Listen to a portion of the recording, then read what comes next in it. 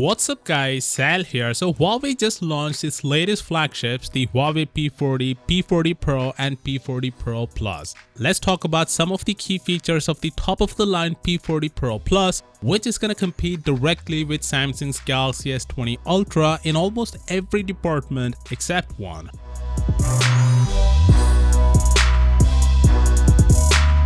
So the P40 Pro and Plus have a quad curved display where the display wraps around not only the left and right sides of the device but also the top and bottom. But in reality though, the display actually doesn't stretch that far. Instead, it's the screen glass that curves around the four edges. The display curves too on top and bottom, but it's not really what we expected. There's still a visible bezel. But in spite of that, it still looks freaking cool.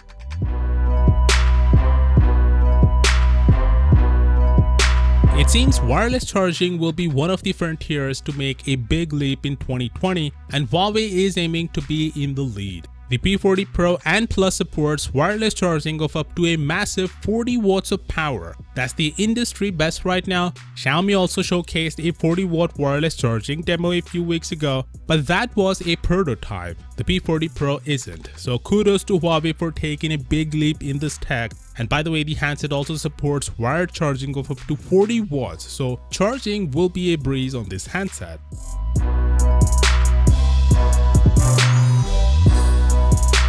The main upgrade on the P40 devices is the camera. In fact, the P40 Pro Plus uses the world's biggest smartphone camera sensor at 1/1.28 inches, which is even bigger than the 1/1.33 inch 108 megapixel sensor found on the Galaxy S20 Ultra. That should help even more with low light performance. The zoom has been increased to 10 times optical on the Plus model. This makes the Huawei P40 Pro Plus as the world's first smartphone camera with such high optical zoom support. The phone can also do 20 times hybrid and 100 times digital zoom. Huawei has also made some improvements on the software side. It says that its AI is now clever enough to remove glass reflections from an image, and it can even remove unwanted passerby if they accidentally photobomb your shot. There's also a feature that will suggest a better photograph to you after automatically capturing a burst of photos in the background.